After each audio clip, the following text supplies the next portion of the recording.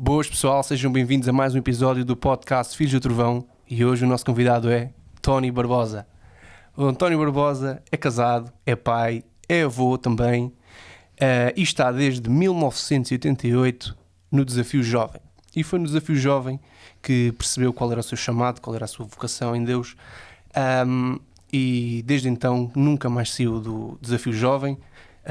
Tem trabalhado muito no Desafio Jovem, quer seja nas prisões, nos cafés convívio, um pouco por toda a comunidade. E é isso, pessoal. Antes de começarmos aqui a nossa conversa, eu vou só deixar aqui o alertazinho, pessoal. Aí por baixo do vídeo tem um botão a dizer para subscrever. Carreguem aí, carreguem-nos, pessoal, partilhem também com a vossa família, com os vossos amigos. Vão ali ao nosso Instagram, sigam-nos também no Instagram. Estamos em todo o lado, pessoal, e é isso. Um bom episódio a todos e obrigado por nos assistirem. É isso, estamos em todo lado, como ele disse. Obrigado, Renato, obrigado, Daniel, Tiago e a todos aqueles que, de uma forma indireta, acabam por colaborar com este projeto, com o podcast Filhos do Trovão.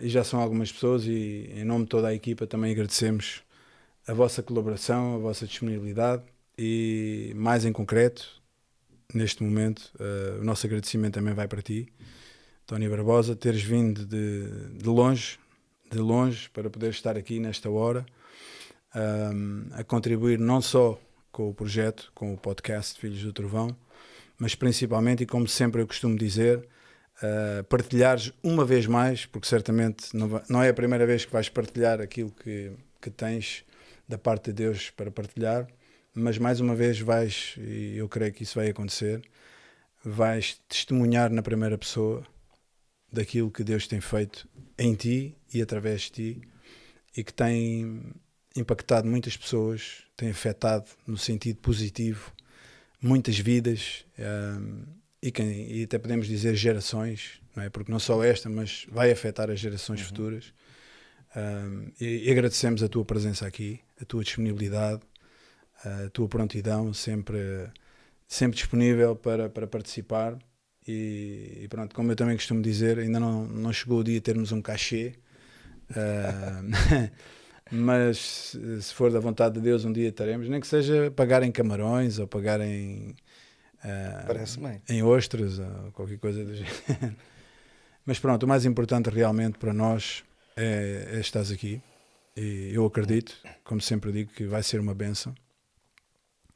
E ele já fez uma descrição, mas não querendo tornar o podcast uma entrevista, porque para nós não é, o intuito não é esse, mas é que nós possamos conversar aqui de uma forma descontraída, tranquila.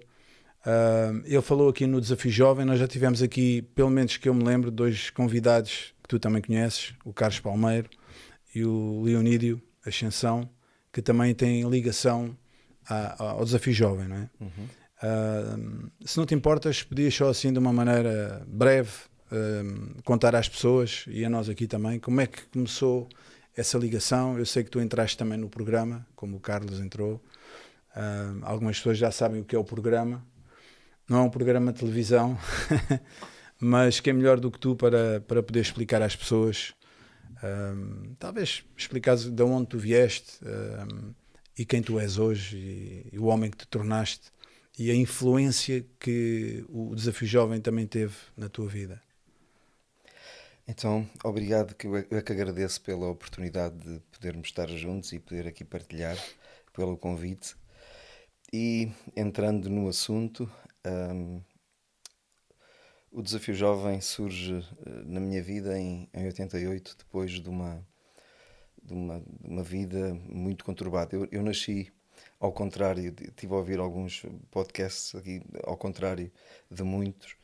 Eu nasci nos Açores, na Ilha Terceira, em 1966, e aí, pronto, os meus pais naquela fase, uma família muito humilde, trabalhadora, gente espetacular, que eu queria honrá-los também nesta noite, ou seja, gostava de honrá-los no sentido de eles estão na origem de um conjunto de coisas que me sucederam. E o meu pai, com 3 filhos, já cá fora e um na barriga da minha mãe, tomou a decisão de ir para o Canadá emigrar à procura de uma vida melhor. Nos Açores, naquela altura, não se tinha assim uma grande vida, e encontra no Canadá, não encontrou uma vida melhor, encontrou uma leucemia e faleceu dessa mesma leucemia, tanto que não nos conhecemos um ao outro. Ele não me chegou a conhecer a mim, nem eu a ele. Entretanto, a minha mãe, uma mulher determinada, muito lutadora, muito trabalhadora, uma mulher especial, que tomou a decisão de pegar nos 4 filhos e vir então para Lisboa, para o continente, e aí começa uma grande aventura, porque uma mulher sozinha, com 4 filhos, e percebemos que alguma coisa, ela percebeu que sozinha não estava a conseguir dar conta do recado. Entretanto, eu fui adotado para a casa de um casal, e naquela altura, quando eu fui adotado, eu entrei numa missão. Eu tinha 2 anos e algumas conversas, até mesmo com alguns colegas nossos, dizem que não há memórias com 2 anos. Eu tenho que contrariar isso. Lembro-me perfeitamente do dia em que eu entrei num carro branco com uma mala castanha e aquelas sandálias que eu tinha calçadas eram novas. E lembro-me de ter entrado num prédio e mostrado uma sala que ia ser o meu quarto. E eu recordo-me perfeitamente, com 2 anos, é assim um bocado estranho, não é? Mas eu recordo-me que eu queria muito fazer de tudo para sair daquela casa para ir voltar para o pé da minha família. Só que os anos passaram, eu tornei-me um miúdo muito rebelde e sempre com a mesma missão, sair dali. Eles foram gente extraordinária, eles adotaram-me, literalmente, eles adotaram-me. Eu nunca o fiz, eu nunca adotei ninguém, eu não queria, não tinha essa intenção, não tinha essa vontade. Eu queria uma coisa só tinha uma coisa em mente, era voltar para casa da minha família. Então, quando consegui isso, tinha 12 anos. Qual é o meu espanto? Que aos 12 anos, quando chego a casa, hum, finalmente consigo estar com os meus irmãos, mas eu tinha perdido ali qualquer coisa. Eu não tinha cumplicidade com eles, não tinha relação com eles, e percebi-me a mais. Eu, de repente percebi que não pertencia a sítio nenhum, nem ao lugar de onde eu vim, nem onde eu tinha chegado. Então a rua começa a ser um lugar apelativo, começa a encontrar muitos amigos na rua e que no fundo eles aceitam aquilo que a família não estava a conseguir fazer, fruto. Nós somos uma família muito especial, nós amamos-nos muito, os irmãos, uns aos outros. Éramos crianças, no fundo é isso. E no fundo a crescer e a aprender a sermos homens e mulheres, no fundo era isso. Então eu comecei com 13 anos na rua, eu experimentei a primeira vez drogas. E eu tenho por hábito dizer uma coisa que é uma brincadeira, mas que no fundo é uma brincadeira séria. Que se eu tivesse estado atento ao nome da pessoa com quem eu comecei a consumir drogas a primeira vez, o nome era altamente sugestivo, que eu nunca conheci mais ninguém com aquele nome, nem antes nem depois. O nome dele era Inverno. Uau. E o inverno, na verdade, estava a chegar. Ou seja, eu comecei a consumir drogas com 13 anos e realmente passei por o maior inverno da minha vida. Foi horrível. Dos 13 até ali aos 18, 19, porque entretanto eu comecei a consumir heroína injetada e a vida tornou-se um inferno. Eu tinha que sair de casa todos os dias para ir arranjar dinheiro, fosse onde fosse. E a vida tornou-se literalmente um inferno, ao ponto de eu chegar à conclusão que tinha que sair de casa. E saí de casa. Depois, com 19 anos, fui preso e tive quase 3 anos preso. E é aí que eu tenho que, no fundo, e eu hoje queria, se a minha vida tivesse a possibilidade de ser espremida, se desse para espremer, ela, com certeza que ela daria o sumo de algumas pessoas que eu gostava também nesta noite, ou Claro que nesta sim. hora, de honrá-las, não é? Claro. Um deles é o pastor Jacinto Rosa. É o pastor hoje em Lagos e foi o homem que me foi buscar à rua um homem que se encontrou comigo na rua e tinha mesmo que ser daquela forma. Ou seja, não havia outra. Nós poderemos ter histórias muito diferentes, e temos histórias com Deus muito diferentes, porque Ele utiliza pontos de contactos também muito diferentes.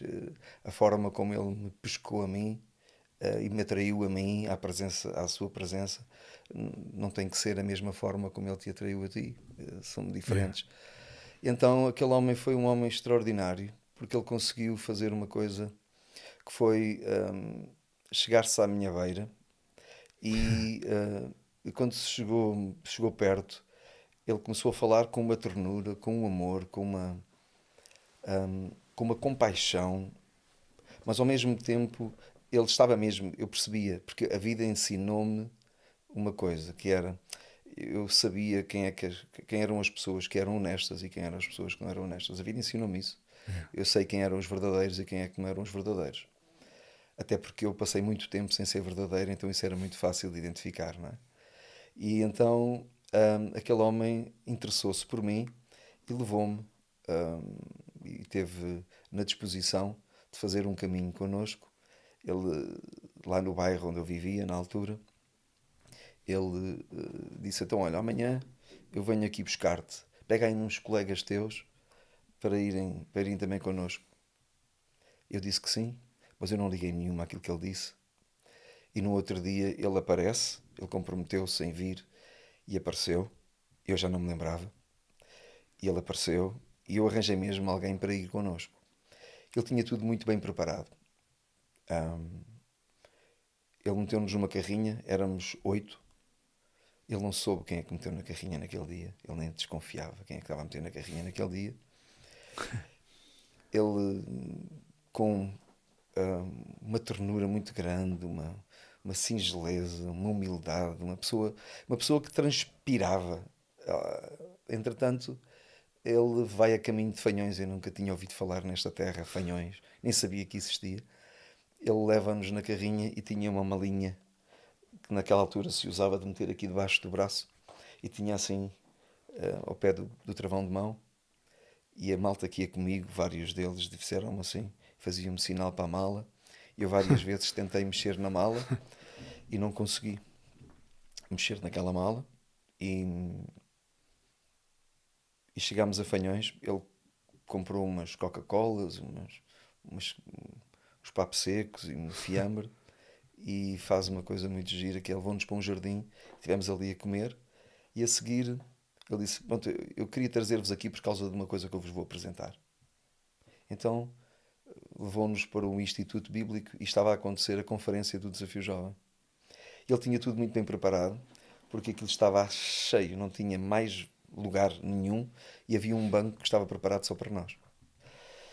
E eu, quando entrei ali dentro, eu não sei se vocês alguma vez tiveram esta sensação de entrarmos num sítio e dizermos assim: há aqui qualquer coisa.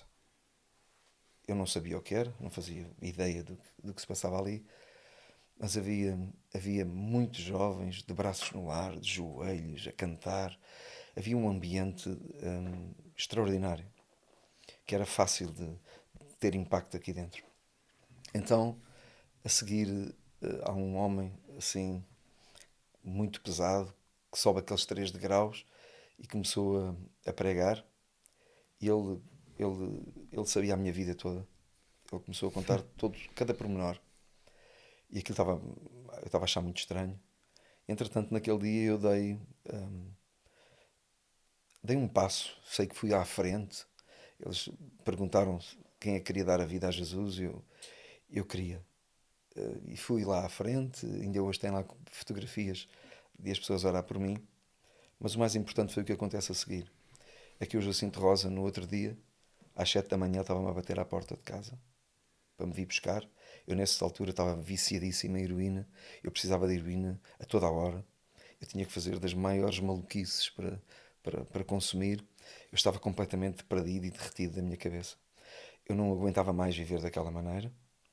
E ele, todos os dias às 7 da manhã, que era a hora que a minha mãe saía para trabalhar, ele estava lá para me buscar, para levar-me para a casa dele. Ele pôs-me em casa dele, com a família dele.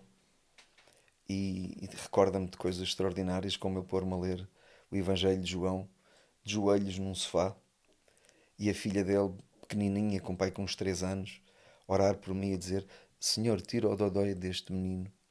Isto são coisas que me marcaram para toda a vida. E na altura tudo estava a correr bem. Estava num processo para entrar para o Desafio Jovem e vou preso, porque tinha uma data de captura e ele nunca me deixou na prisão, visitava-me consecutivamente. Então, esse homem é um homem, para mim, espetacular. Mais tarde eu entrei então no Desafio Jovem e então aí apareceu outro homem, que eu queria também honrar, que esteve aqui já neste lugar, que é o Leonídio Ascensão, que foi um homem que eu no fundo não conhecia o meu pai, e pai é sempre uma falta, que quando alguém não o tem, sente falta dele. É obrigatório sentir-se falta de um pai, porque ele faz falta. Se ele lá está é por alguma razão. E entretanto este homem apresentou-se como um pai. Foi a primeira vez que um homem me beijou, foi o Leonídio. E um dia, num determinado culto, ele estava a pregar. No final daquilo, ele disse para nós orarmos uns pelos outros. Só que eu não gostava dessa parte, honestamente. Eu não gostava mesmo dessa parte. Eu punha-me sempre lá no meu canto. E ele percebeu que eu estava a evitar os outros. Ele próprio vem lá do fundo e vem ter comigo e deu-me um abraço que eu não sei se algum dia levarei outro abraço parecido, porque aquele dia não foi ele que me abraçou, eu percebi que Deus me abraçou.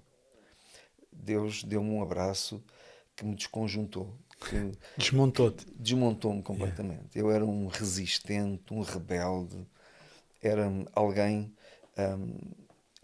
para terem uma ideia, nós fizemos várias avaliações, eu fui a várias avaliações, não passei em nenhuma no programa do Desafio Jovem.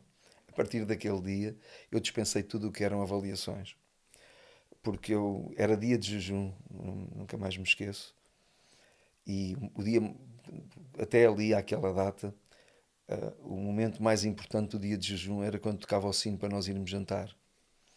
Para mim, naquele dia o sino tocava e eu estava na capela sentado, as pessoas iam-me chamar, eu não queria que aquele momento acabasse, porque eu percebi que naquele dia aconteceu alguma coisa de extraordinária comigo. Deus pegou na minha vida e ressignificou, deu-me mesmo um sentido novo às coisas.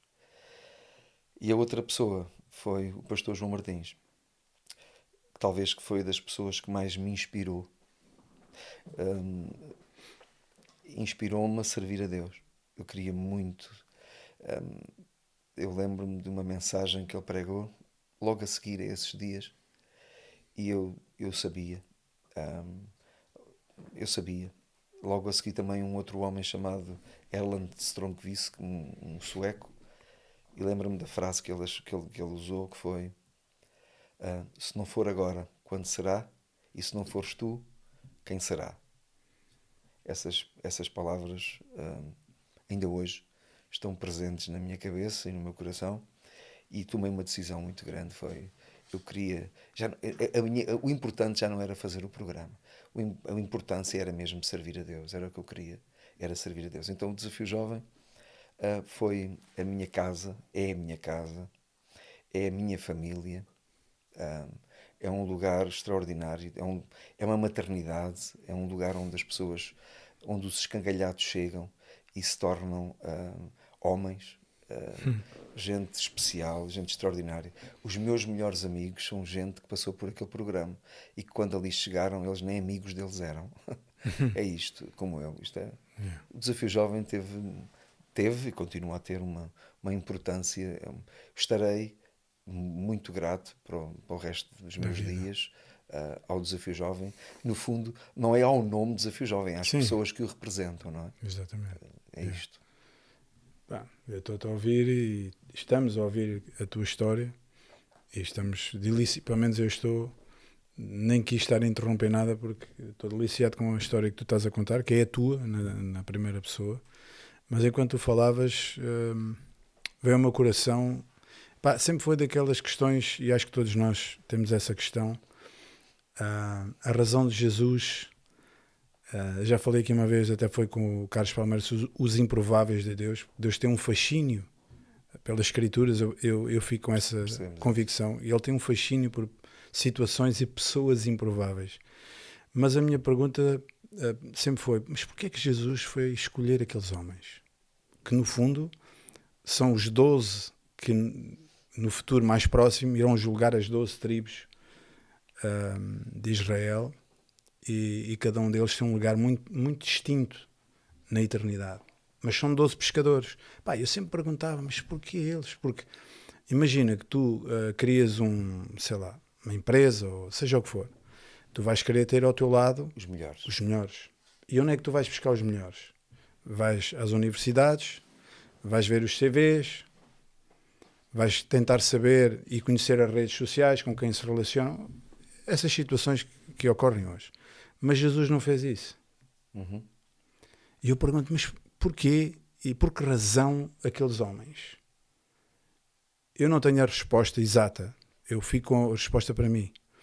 Mas há uma coisa que aqueles homens têm que eu acredito que fascinou também Jesus.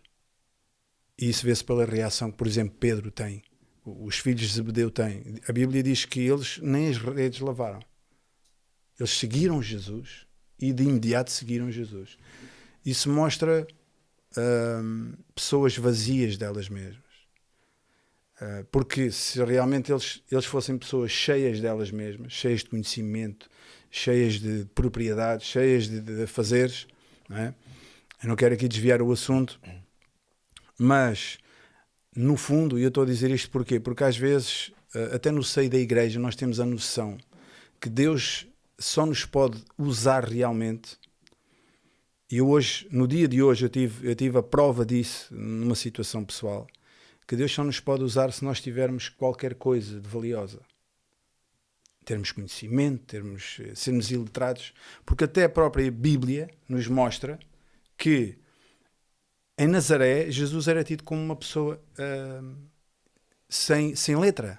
Não era um conhecedor, não era um mestre das Escrituras, e os discípulos a mesma coisa. Mas quem são estes? Mas estes nem sabem falar, não têm estudos, não é? Mas o que é que a Bíblia também nos mostra? Que quando nós estamos nessa condição de estarmos vazios de nós mesmos, e às vezes é para chegares ao teu limite, ou seja, tu já tentaste de tudo, já procuraste e bateste a toda a porta, mas não funcionou. Tu estás no ponto certo. E Jesus pôde usar, porque se fossem pessoas, digo eu, demasiado complexas, pessoas demasiado iletradas, cheias de filosofias, cheias de ideias e leis e isto e aquilo, seria muito mais difícil. Na minha opinião, seria mais difícil. Não é impossível, porque para Deus nada é impossível. Mas é como um vaso, não é? É como disse alguém, Deus não está à procura de vasos valiosos, está à procura de vasos vazios, para que Ele possa encher, não é? E é curioso, tu estás a falar dessas pessoas e de outras que já passaram aqui e que falaram connosco, e que muitas delas dizem exatamente, podem testemunhar disso também, que houve um momento na vida delas que elas chegaram à conclusão que não há outro caminho, não há outra solução, já tentaram de tudo. E eu vejo nisso uma mais-valia. Eu que acredito, não sei se partilhas da minha opinião, que quanto mais vazios de nós mesmos, aliás, João Batista disse isso mesmo, eu tenho que diminuir, ou seja, eu tenho que sair de cena, agora eu estou aqui, mas eu tenho que sair de cena para que ele possa crescer. Desculpa aí interromper a conversa. Estavas a falar aí na escolha dos discípulos e mesmo nos dias de hoje, temos aqui o caso do Tony. Eu sempre vi as coisas por um prisma um bocadinho diferente, que foi, ou seja, se Jesus tivesse escolhido esses tais literados, os capazes, Yeah. boa palavra, para as pessoas, né, para as pessoas na rua, para as pessoas que iam testemunhar, a diferença não ia ser assim tanta. Deus precisou de escolher pessoas que eram a sua antítese, ou seja, que eram totalmente diferentes, que era para as pessoas notarem a diferença do género. Se aquele cabeça dura que ninguém lhe convencia de nada, Exatamente. só pode ser verdade, não é? Exatamente. Só pode ser verdade. Pelo, O milagre é ainda maior. se aquele que ninguém convencia está por convencido, Yeah. o Tal e qual. único que no Novo Testamento que é no fundo, digamos que é aproveitado, é o apóstolo Paulo, que é aquele que realmente era capaz. Era. Pronto, mas todos os outros, eu acho que isto no fundo é uma ideia de Deus muito concreta. Aliás, se nós formos olhar para os patriarcas, vamos compreender que as esposas deles são todas estéreis. Isto para que Deus pudesse estar na história. Exatamente. Porque o homem é muito capaz de se convencer de que ele é realmente capaz de fazer aquilo. E isto até está a ser feito por causa de mim. Exatamente. E nós somos isto mesmo. Falaste aqui há pouco da questão vazios. É exatamente, eu acho que nestes dias, até mesmo nas nossas igrejas, temos exatamente isso. Temos gente muito cheia de si próprio, Tal e qual. muito cheia de si, com muito saber, muito eu acho, eu não concordo. Ou seja, no fundo, temos muito. Isto é feito, é dito por alguém que está cheio de si próprio, cheio da sua. E aquilo que é necessário e que é importante irmos às Escrituras é percebermos que não foram usados muitos sábios. Ele usa as coisas loucas deste mundo para confundir aquelas que sabem, e usa aquelas que não são, exatamente para atrapalhar a vida daqueles que acham que são. No fundo, é isto. É como a história. Isto é como uma brincadeira que costumamos utilizar. É como a palavra unção. A forma mais fácil de descrever é uns são e outros não são. Mas no fundo isto O que é é, isso de Deus unção? é especialista em usar exatamente aqueles que acham que não são. Exatamente. Aqueles que eu recordo-me de um dia o João Martins, lembro-me que ia de férias, ia de fim de semana. Eu ia de fim de semana para descansar. Mais a minha esposa e os meus 2 filhos na altura. E o João Martins mandou o carro parar, mandou parar o carro, e ele dizia-me assim: olha, temos estado a orar e temos estado a pensar e pensámos em ti para isto tomar conta do centro em Lorel. Epá, e eu pensei assim, mas eu ia descansar. E já não descansei, não dormi nada durante aqueles dias. Depois ele disse-me assim: vai pensar e orar sobre isso. E eu fui orar e pensar, e quando cheguei na segunda-feira, ao falar com ele, eu disse: João, eu acho que não estou preparado. Pá, não me sinto capaz. E penso que, pá, se calhar eu posso dar algumas ideias de quem é que possa ser. E ele riu-se e disse: é isso mesmo que eu quero. O que eu quero é mesmo alguém que não seja capaz, porque se tu te achares capaz, no fundo, tu vais contar contigo. Se não te achas capaz, contas com Deus. É um facto. E foi uma lição muito grande. E depois tem sido uma aprendizagem muito grande, de estarmos num sítio sem estarmos convencidos de que somos capazes. Com um forte sentido de responsabilidade e não querer falhar, mas falhei. Falhei muito.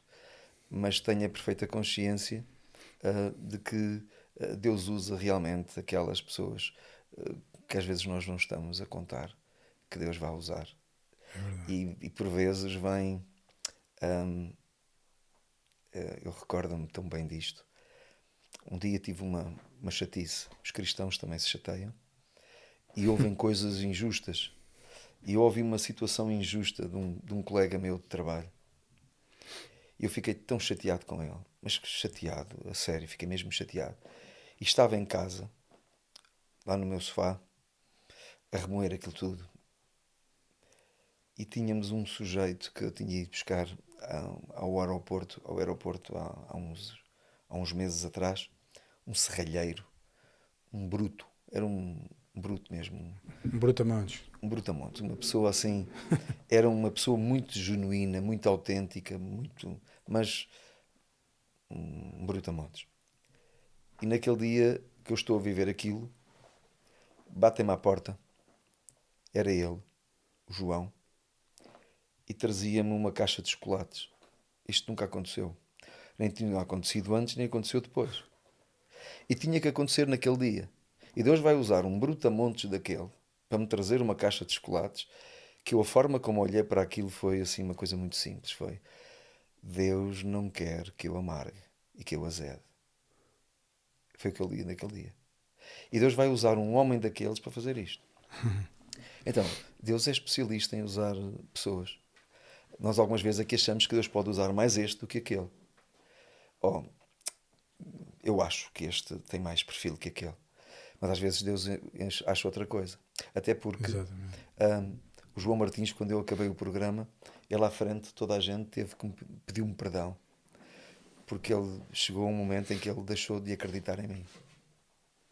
Porque eu realmente, na primeira fase do programa, eu era um terror. Começaste mal. Comecei muito mal. Mas muito mal mesmo. Tenho a consciência disso. Era muito manipulador. Fazia tudo diferente. Eu fazia tudo ao contrário. Eu nunca gostei que mandassem em mim. Então, quando era terrível. E o programa do Desafio Jovem é muito de fazermos o que é certo. E eu fazia sempre tudo ao contrário. Então, o João Martins chegou a uma altura em que ele desistiu. E no fim, ele pediu-me perdão e percebeu que no fundo, às vezes nós apostamos nuns e o que dá fruto é o outro. E a vida é isto. Então, essa expressão que o João usou naquele dia é uma expressão que eu guardei para mim, porque eu não tenho o direito de desistir de ninguém. E quem me conhece no Desafio Jovem e quem me conhece a trabalhar com pessoas sabe isso. Não desiste de ninguém. A menos que a pessoa queira. Pronto. E nós fazemos isso. Nós queremos muito. Agora, na realidade, tudo para dizer isto, porquê? Porque eu tenho uma experiência no Desafio Jovem de mudança de vida, mas eu tenho a perfeita consciência que Deus mudou a minha vida por causa de um plano maior. A mudança da minha vida era por causa de alguma coisa que Ele queria fazer comigo. Então eu recordo-me que o dia mais... eu ainda hoje procuro sempre um dia alto na semana. Há um dia que tem que ser o dia mais especial da semana. E naquela altura, o dia mais especial era o dia que eu estava sempre à espera que chegasse. Era o sábado de manhã, para eu ir às prisões com o Pedro Bugalho. E eu recordo-me das primeiras vezes que eu entrei nas prisões. Eles conheceram-me, a malta que estava presa, toda a gente me conhecia. Não pelas coisas boas que eu fazia, porque entre algumas das coisas que eu fiz foi pegar fogo a uma cela, comigo lá dentro, né? Contigo lá dentro? Comigo lá dentro. Sozinho? Sozinho. Então, era muito conhecido e quando eu cheguei a primeira vez às prisões com uma Bíblia, a malta olhava e dizia: o que é que se passa contigo? O que é que eles estão a pagar para ti? O que é que eles estão a fazer?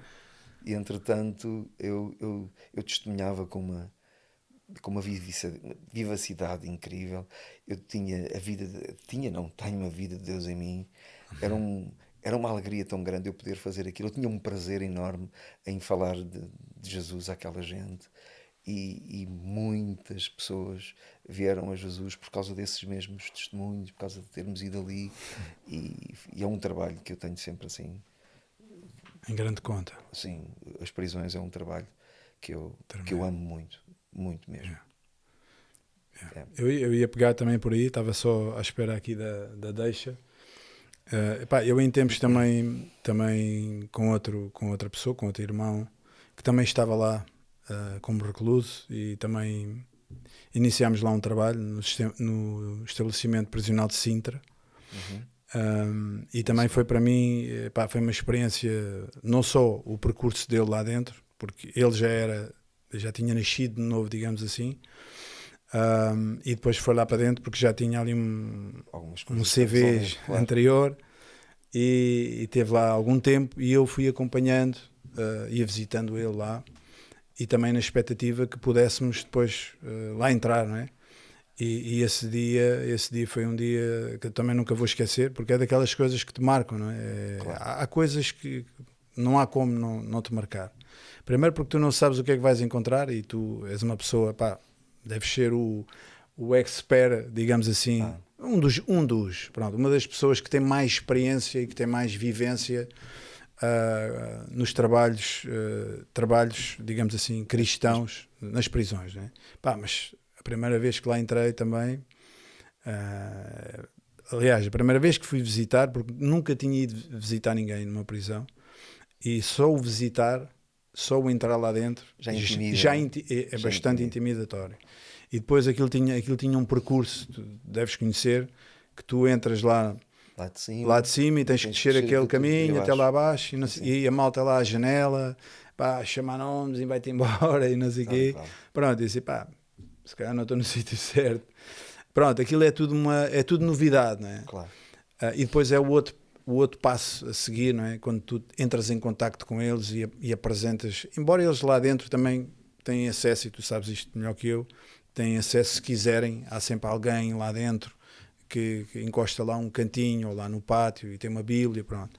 Mas em termos de reuniões regulares, e pronto, não tínhamos ainda um programa, estava em início, mas aquela primeira visita oficial, pá, aquilo foi, para mim pelo menos foi marcante, né?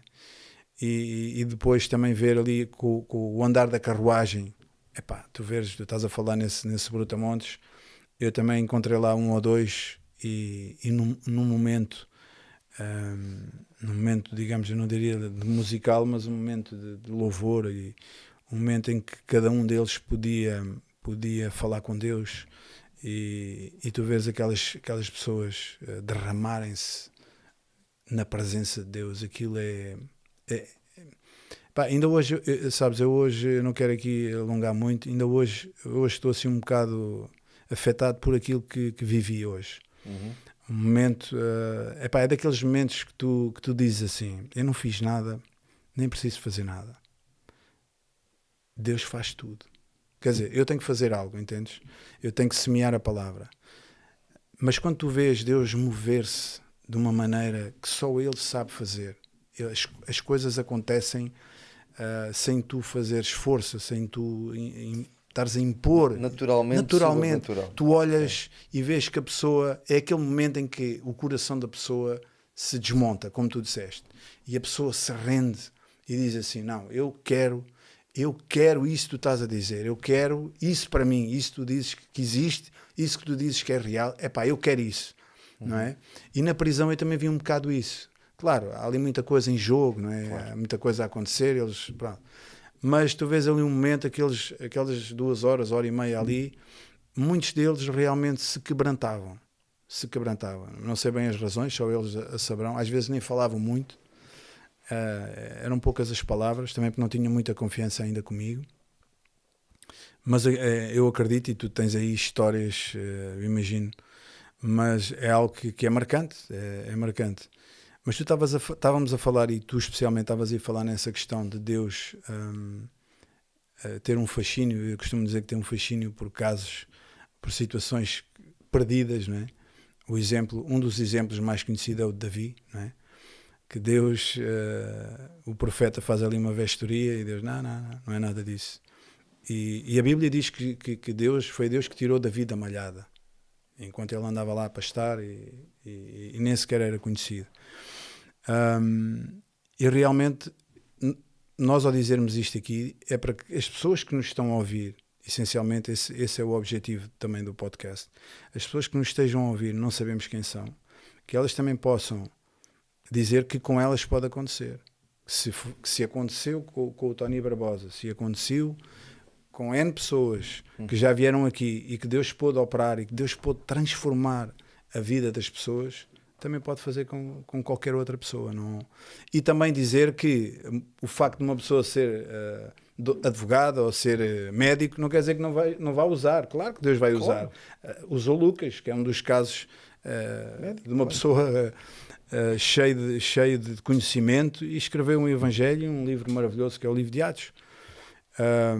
Mas é como tu dizes, eu continuo a acreditar nisso e tenho visto isso, que Deus tem realmente um fascínio por pessoas e por situações que supostamente estão perdidas, não é? Porque no fundo, se Deus vamos pôr a coisa desta forma. Deus tem lado, não é? E o lado de Deus, há uma Mateus 25 é uma dessas, é uma das bases onde eu me apoio para dizer isto que estou a dizer, não é? Porque é que Deus tem lado?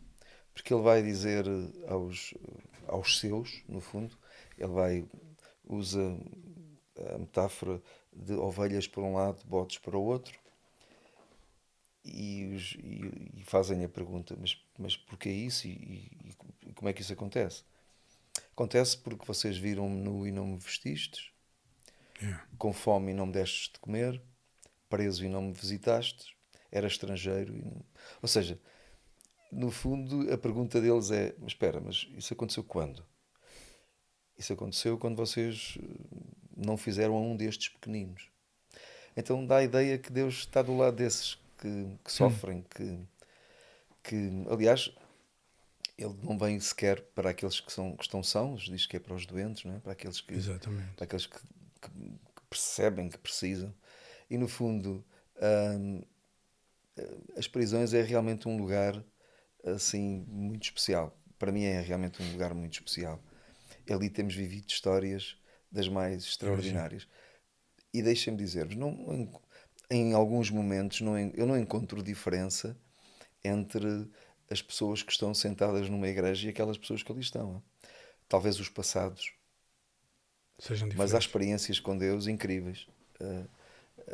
E sensibilidade. Algumas vezes nós encontramos sensibilidade no meio daquelas pessoas, ainda há bem pouco tempo, num dia mau, uma sexta-feira difícil, muito difícil, em que eu ia a caminho da cadeia de Lisboa, e pelo caminho eu pensei várias vezes em ir até ao rio para desanuviar a cabeça, porque eu precisava mesmo desanuviar a cabeça, porque era muita a pressão sobre o que estava sobre mim naquele dia, e tenho que confessar, desde Fanhões até Lisboa, eu pensei umas dezenas de vezes em abortar a ida às prisões.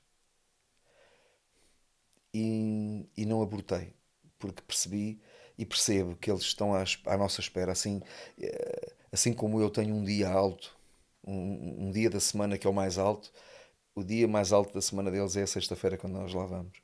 Eles estão numa ansiedade que a gente chegue. O mais engraçado é que eu cheguei e estávamos ali ainda a apresentar-nos, e quando ficámos assim um bocado mais sossegados, um deles vira-se e diz-me assim: tu hoje eras para não vir. E aquela palavra intrigou-me. Hã? Sim, tu hoje estavas numa luta e eras para não vir, não é?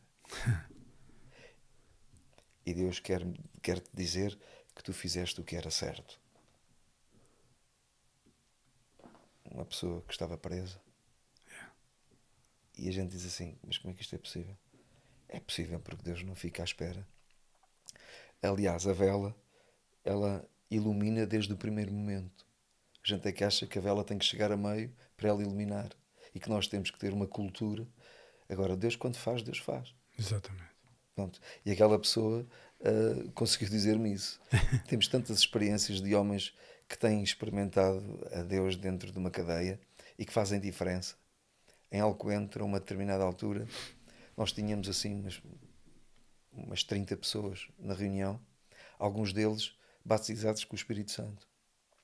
Uau. E um deles, que era meu amigo da velha vida, o nome dele era Mário Maluco, Mário Pinto, e nós fizemos parte de uma gangue na altura, quando éramos miúdos. Entretanto, ele conheceu a Deus, e ele ia sair. Nós fazíamos a reunião à sexta-feira e ele ia sair na terça a seguir. E ele disse se podia dar testemunho, pá, no último culto, se ele podia dar testemunho. Eu disse claro que sim. Só que eu não sabia que ele tinha convidado o diretor, os guardas, os educadores. Então naquele dia estava toda a gente. E aquele homem deu um tal testemunho e falou com uma tal legitimidade, com uma tal autoridade, que éramos, pá, umas 40 pessoas ali dentro. e todas lágrimas nos olhos, mas constrangidos por aquilo que estava ali a acontecer. Yeah. Ou seja, Deus move-se mesmo dentro do meio prisional, sem dúvida nenhuma. E o mais interessante é que eu não estou ali apenas por causa dos reclusos, porque eu ministro a vida dos guardas, eu ministro a vida dos educadores e das educadoras. Os cozinheiros. Nós somos amigos. Lá dentro eu tenho amigos. Já tens uma credibilidade lá dentro. Sim, tenho amigos. Eles, já não é uma relação institucional, é uma relação de amigos. Eles e elas ligam para mim. Assim, é muito, muito interessante o que está ali a acontecer. E temos uma relação muito, muito gira. E eu faço esta ponte, não é? Entre o sistema, o tal dito sistema, e os reclusos. Mostro a uns uma coisa e a outros outra. Porque o sistema prisional está, aquilo que vocês no fundo sabem, não é? Yeah. É meramente punitivo. Não tem nada a ver com restaurativo. O sistema prisional não restaura ninguém, não é? Toda a gente sabe disso. Exatamente. É para se cumprir uma pena, para se chegar ao fim e vai à tua vida. Vai à tua vida conforme tiveres. Se arrasca. Se tiveres sítio para onde ires, vais. Se não tiveres sítio para onde ires, Não vais. não vais. É o que é. Pá, eu sigo aí algumas páginas que eu gosto de ver, algumas que têm credibilidade, mas há uma especialmente que o título é God Behind Bars, nos Estados Unidos. Pá, aquilo é uma coisa, claro, o sistema prisional dos Estados Unidos é outra realidade, conversa, né? claro. É outro assunto. Epá, mas aquilo é realmente impactante. Para quem vê os testemunhos, o antes e depois, e aquilo que eles fazem lá dentro, no fundo, tu farás o teu trabalho, o teu ministério, pá, mas é realmente impactante. E eu, por aquilo que eles dizem em muitos dos vídeos, a ideia é exatamente isso que tu falaste, é restaurar a pessoa e preparar a pessoa para a reinserção na sociedade. Não é? Esse devia de ser a finalidade de uma cadeia. Yeah. Percebermos a razão porque ele está ali, não é? E podermos efetivamente trabalhar aquela pessoa. Então esse é o nosso trabalho, esse é o trabalho que nós fazemos. Agora estamos em Vale dos Judeus, esta cadeia de onde a malta fugiu. Temos um grupo significativo, mas o mais interessante é o grupo que nós temos é um grupo heterogéneo que no fundo e tem gente de todo o lado, desde a Colômbia ao Brasil, à Ucrânia. Temos miúdos com 22 anos e miúdos com 70. As condenações ali são sempre para cima de 15 anos. E então, ainda hoje eu estive lá de manhã e é um lugar especial, com pessoas especiais. É um lugar especial.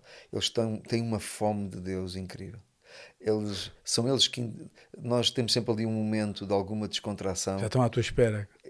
Nós assim no início, quando chegamos, temos sempre ali um momento de alguma descontração, mas eles interrompem sempre esse momento de descontração a dizer, não, temos muito tempo para isto, mas é o que interessa, que é irmos à palavra. A gente quer palavra. Eles estão mesmo nessa fome, nesse fomeados. desejo. Só que depois lá está, depois temos, a situação é muito complexa, porque para entrar uma Bíblia ali é uma carga de trabalhos.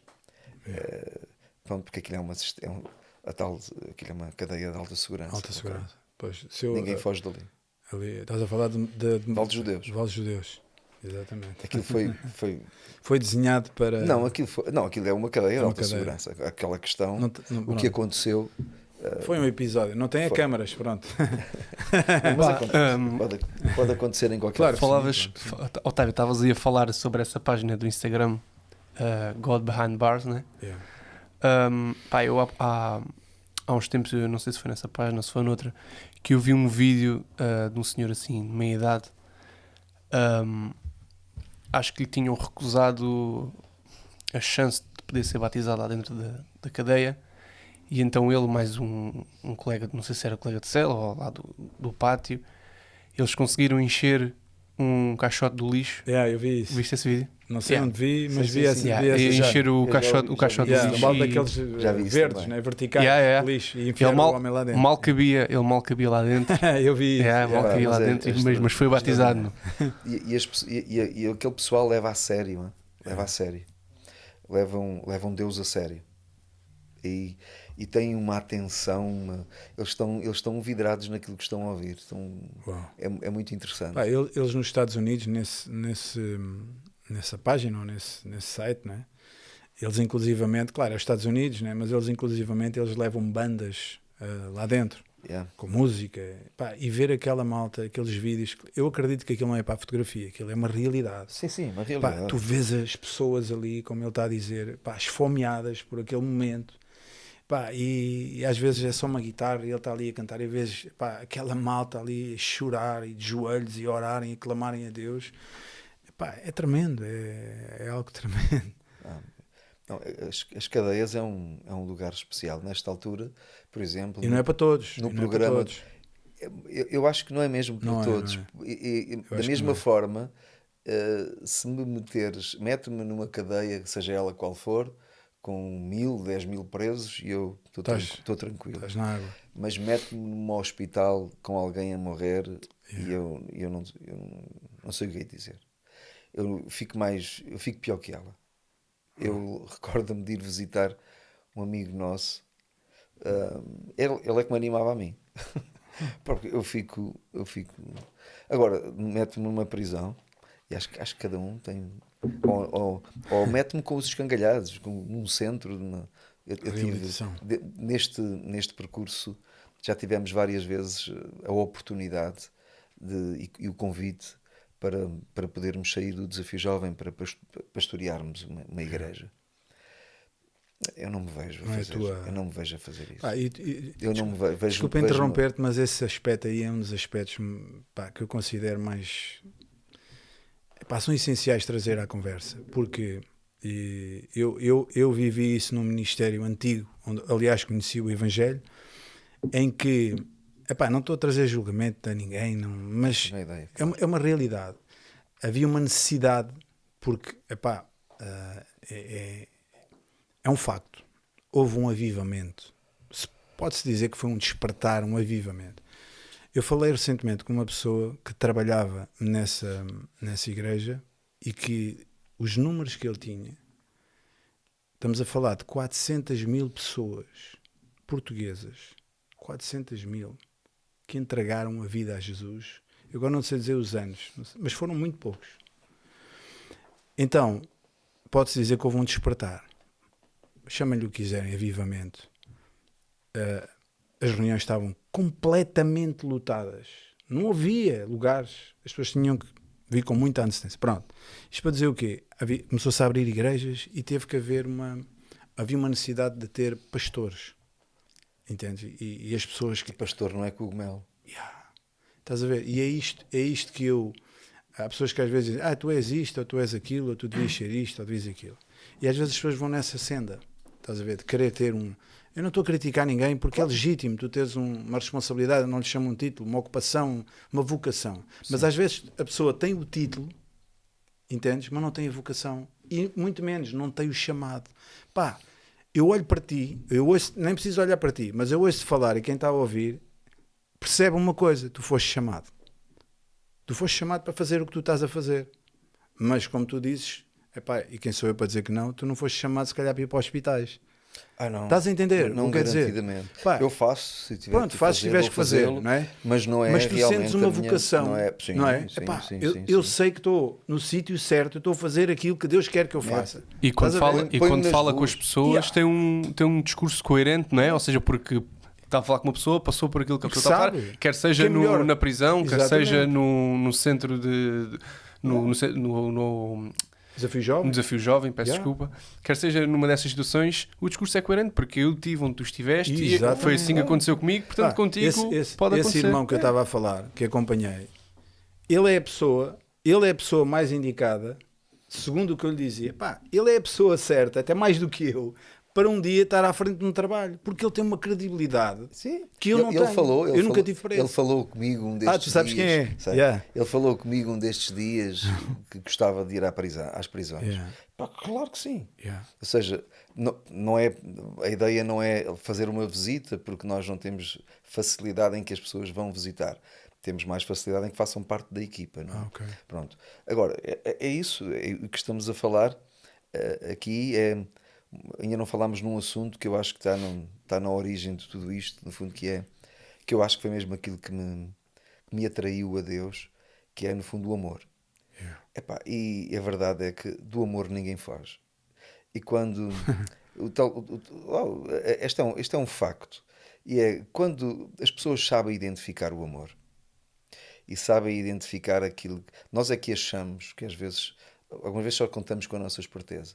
As pessoas sabem o que é genuíno e as pessoas sabem o que é amor. E quando o identificam, eles agarram-se a ele. Então, a igreja precisa realmente ser a manifestação do amor. E onde o amor está, Deus está. Ou ao contrário, também funciona. Onde Deus está, o amor também tem que estar presente. E o amor é a motivação, a mola propulsora para nós fazermos um trabalho. Quer seja uma igreja, quer seja um trabalho do terceiro setor, um trabalho social. Deus preocupou-se com o trabalho social desde o Velho Testamento, não é? Ao ponto de fazer coisas extraordinárias na lei e dizer assim, olha, vocês vão semear este campo, mas as extremidades do campo vocês não vão colher. É para os pobres e para os necessitados. Isto é Deus a preocupar-se. Isto é o terceiro setor a funcionar, que é a ação social. E, no fundo, Evangelho também tem que ter implicações sociais. No fundo, é isto. É obrigatório. Evangelho, que era, no fundo, aquilo que falávamos há pouco. Evangelho não pode ser apenas conversa. Tem que se materializar. Tem que haver ações. O que é que me interessa a mim? Se tu tens fome, e se eu tenho, isto há um tempo atrás alguém dizia isto, não me recordo a quem foi, se tu tens 2 pães, não é? Ou se eu tenho 2 pães e tu não tens nenhum, se eu te dou um pão, a maior parte das pessoas está convencida que está a fazer caridade. Mas não, estamos a fazer justiça. Porque justiça era suposto termos cada um o seu pão. No fundo é isto. E o Evangelho... traz justiça para cima da mesa, porque Deus também é um Deus justo, é um Deus de amor e um Deus justo, e é fundamental haver cada vez mais, e a Igreja está na sociedade exatamente para trazer justiça, e não é entrar nos mesmos padrões, nem nas mesmas culturas, nem nos mesmos riachos que a sociedade está a ir. A ideia, precisamos de mostrar a tal diferença e sermos realmente diferentes, para que as pessoas que aqui cheguem, que aqui entrem, digam, isto é a minha casa. Porque a igreja deve ser a casa das pessoas. Deve ser um lugar de refúgio, um lugar de cura, um lugar de aceitação. Não é um lugar de competitividade, é um lugar de cooperação. Ou seja, no fundo, a igreja precisa de ser aquilo que Cristo a chamou a ser. Mas algumas vezes nós estamos tão cheios de nós que queremos que aquilo tenha uma performance assim, que dê um bom aspecto e tenha um bom ambiente e que seja atrativo, que espante as pessoas, e que as pessoas fiquem espantadas e fiquem impressionadas. E nós gostamos muito de que as pessoas fiquem impressionadas. E algumas vezes a ideia não é essa. A ideia é o nome de Cristo ser conhecido, e o meu não é tão importante assim. Uma vez, agora falaste nisso, eu lembrei-me do Eddie Fernandes, não sei se conheces. Ele esteve aqui também e estávamos a falar daquele tempo da pandemia, não é? E nessa altura eu tive um comentário, uma mensagem de um ex-colega de trabalho. Falava-se de qualquer coisa, um comentário qualquer, não sei, um post de alguém, e ele disse assim, eu acho muito certo tudo isso que vocês dizem, vocês, igreja, né? Só não aceita uma coisa, dito por ele, é que numa altura destas, vocês fechem a porta às pessoas. Então quando as pessoas precisam, ok, é uma calamidade, chamem-lhe o que quiserem, Pá, mas o gajo fica um bocado indignado. Eu não estou a dizer que ele tem ou não tem razão. Não, mas Estás a... não, a ideia mas, que passa é essa. mas a realidade, Estás a ver? Otávio, a realidade não foi a igreja que fechou as portas, foi o governo que nos fechou as portas. Não é? A igreja queria ter as portas abertas. Queria ajudar. É. E a igreja fez muita coisa. Fez muita Sem coisa. dúvida. Lá está. A grande questão é isto é a mesma coisa. Se hoje, por exemplo, nós fomos das primeiras instituições em Portugal a trabalhar com toxicodependência. Fomos a primeira instituição a ir para as ruas, para o Casal Ventoso, mas se no fundo, se tu fores, a questão é, se tu fores procurar, ou se fores à procura de quais são as instituições que estão na rua, tu conheces. A Vida e Paz, porquê? Porque essas são aquelas que aparecem na televisão e o Desafio Jovem raramente aparece na televisão, mas nós estamos lá como os outros estão. E nós não aparecemos na televisão exatamente porque também não estamos ali para dar bandeiras. Para aparecer, né? A gente está ali, se para chegares às ruas, o mais importante é isto. Não é chegares às televisões e se alguém conhece o Desafio Jovem. Se chegares às ruas e chegares às prisões, perguntares se eles conhecem o Desafio Jovem, não há ninguém que não conheça. Isto é o mais importante. A gente quer é chegar onde é preciso chegar. Não queremos que as pessoas se impressionem com aquilo que andamos a fazer. Porque às vezes nós gostamos disso também, não é? Gostamos muito. Agora, claro, aquilo que nós temos visto, e nós temos um trabalho de muita proximidade, no fundo, isto a falar da nossa ação social. Nós temos um trabalho de muita proximidade. O Café Convívio é isso mesmo. Nós temos as pessoas connosco todas as sextas-feiras. Próximo a vocês. As famílias, as pessoas que estão a tratar dos processos para ir para o programa, ou seja, e tratamos cada um de acordo com aquilo que ela Caso tem individual, necessidade. não é? As pessoas, quase como um médico. As pessoas têm nomes para nós, não têm números, têm nomes. Ali têm nomes, não é? Isto é uma das coisas necessárias. Tu falavas agora aí, ele ia falar, mas tu falavas aí num assunto que me fez lembrar até um amigo nosso que já esteve aqui, e eu já visitei a igreja dele, e ele também não faz, aliás, ele não faz questão de ser notado. Eu tenho a certeza que ele faz isso, não é para impressionar ninguém, mas ele baseia-se naquele célebre momento em que Judas identifica Jesus e diz lá aos guardas: é aquele que eu beijar. E realmente aquilo mostra-nos uma coisa, que Jesus era muito parecido aos outros. Ele não era exuberante, não é? E esse nosso amigo que é pastor e tem uma igreja, tu entras na igreja dele e tu não sabes quem é o pastor. E quando ele se apresenta ou vai ao púlpito e vai, aquele é que é o pastor. Porque realmente, eu não estou a dizer que esta é a postura certa ou não, mas é a postura dele. É a postura É a postura dele. Sim, claro que sim. Pronto, tudo certo. Mas é como tu também dizes, não há necessidade de estar a tirar foto. Isto é a minha opinião. Não há necessidade de fazer promoção às pessoas. O que interessa é que tu dizes, conhecem-te a ti, claro que conhecem, mas conhecem que o Desafio Jovem está presente e que existe, e que acolhe, e que trata. E é o mais importante. A pessoa de Jesus. Exatamente. É esse que nós queremos fazer conhecido. Exatamente. Eu não sou assim uma pessoa de muita... Lá está. Queres passar assim um bocado despercebido? Mesmo pela minha natureza, eu posso parecer assim uma pessoa muito extrovertida, mas até nem sou.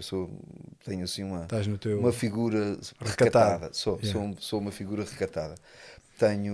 Gosto de estar à vontade, assim, quando estou à vontade com as pessoas, com os amigos, exatamente, mas naturalmente não gosto de aparecer muitas vezes, gosto que os outros apareçam. Não tenho essa, honestamente, não tenho essa necessidade. Não tenho mesmo. Eu tinha aí não é um amigo nem conhecido, mas era uma pessoa que estava ligada a um clube de futebol, que eu não vou dizer qual para não ferir suscetibilidades de ninguém, mas ele tinha um lema que eu ainda gosto bastante.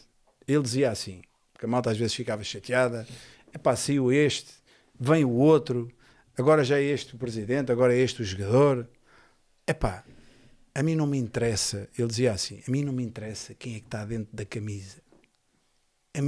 A única coisa que para mim conta é aquela camisa que eles vestem. Se é o Manel, se é o António, se é o Joaquim, se é espanhol, se é italiano, não me interessa. Claro. A camisa vai permanecer a mesma.